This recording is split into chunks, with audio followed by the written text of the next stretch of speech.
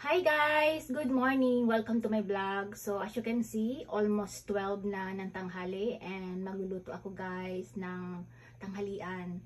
So nakasaing na ako at kakatapos ko lang kasi guys mag-exercise kaya medyo late yung luto ko. So stay tuned guys! So ayan, habang ingredients ay piniprepare ko, nakapaghanda na rin ako ng kawali para sa aking gagawing pagluluto. So ayan guys, this is all the ingredients for today's video. I'm going to share to all of you this my version of adobo, but this is fish. I don't know what is called. Baka alam niyo guys kung anong tawag sa isda na to, but anyway, hayaan nyo na, hindi ko alam kung anong isda yan. Basta ang gagawin ko sa kanya, gagawin ko siyang adobo in my version. So may ingredient, fish guys, nahugasan ko na yan. Meron tayong mantika, tubig, seasoning, ito ang suka, toyo, asin, sugar, black pepper, onion, ginger, garlic, bay leaf, and ito. So ayan lang. Wala akong gulay guys na available, kaya wala akong mailalagay na gulay. But gulay, kahit ano pwedeng talong or whatever na gusto mong ilagay, basta bet mo. So for now, I'm going to start guys. So ayan, sobrang init na nung kawali guys. So ilalagay ko na itong mantika.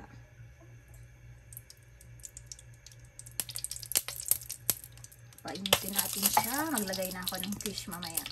So ito yung sinasaing ko. Mahilig ako guys maglagay ng itlog. Ayan, naglagay ako guys ng egg para sa akin kasi kakatapos ko lang mag-exercise. So meron akong protein. Yung isa sa anak ko. Tapos yun, malapit ko ng prituhin yung fish. So, ayan na. Hindi na ako guys maglalagay ng paikot-ikot na flour na normally ginagawa ko kasi nga i-adobo ko siya.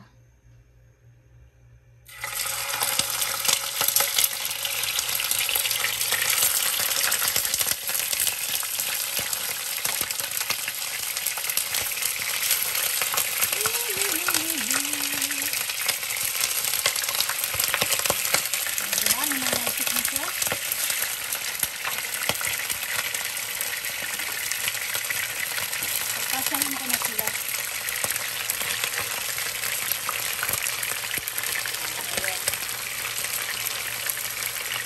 Ayan siya guys. Prituin ko muna siya guys bago ko siya i-adobo. So ito yung version ko. Mahilig ako sa pinirito muna bago siya i-adobo. Ewan ko ba, kahit sa manok, sa baboy, gusto ko yung ganito. Ganito yung version na kailangan ko muna silang prituin bago ko sila i-adobo. Sa mga hindi pa nakaka-try, you are free to try. Baka magustuhan mo. O diba? Hindi ko talaga alam kung anong isda yan. Baka alam niyo. Matulis ang nguso ng isda. Malaki ang mata. So, itakpan ko muna siya kasi nanlalaban.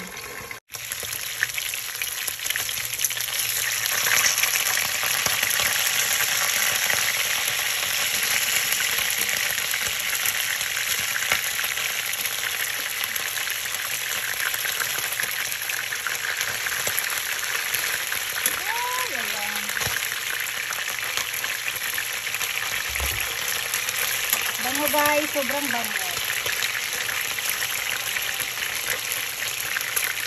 So, ayan na siya.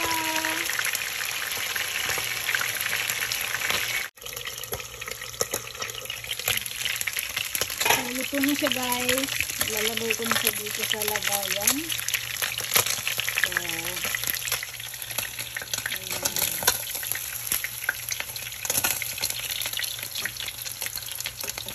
and ready na siya para i-adobo.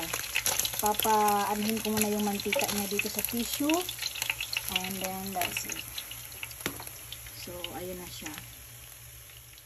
So, ayan guys. Ready na yung mga ingredients ko.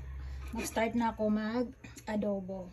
So, ito na guys yung kawali. Mahina lang yung apoy. So, ngayon, ang ilalagay ko ay itong mga isda.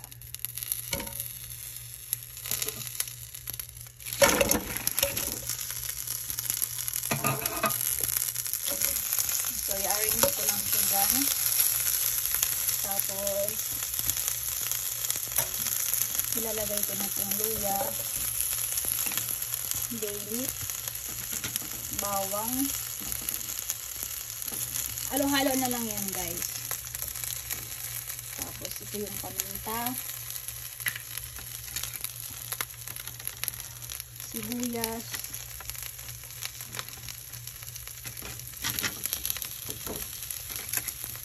ayan. Tapos ilalagay ko na yung soy sauce, asin, wait lang po, sugar. Mag-choppy ako ng dumating. So wait lang guys, naudot. So ayan, naudot guys. Ito na yung tubig. Dumating kasi yung Shopee. Ayan. So ayan lang, ganun lang siya. Tapos hahayaan mo lang siya na mag-kulo-kulo. So tapos pwede mo siyang lagyan ng konting cornstarch mamaya para maging malapot. And that's it. Manamis-namis na adobo. Kung mayroon kang sili, mas maganda. So yung ginawa ko, madaming luya para yun na lang yung magsisilbing anghang niya. Kung may gulay ka, talong, pwede mo siyang ilagay. So, yeah.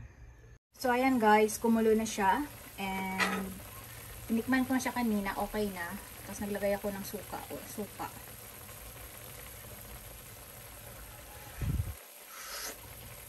Sarap guys.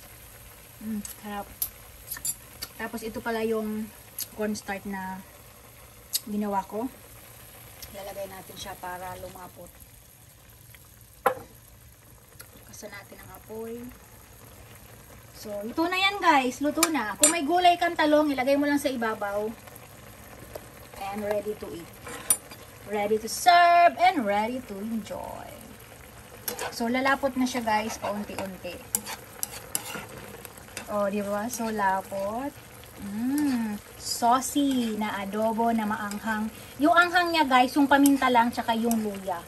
Tapos manamis-namis kasi gawa ng...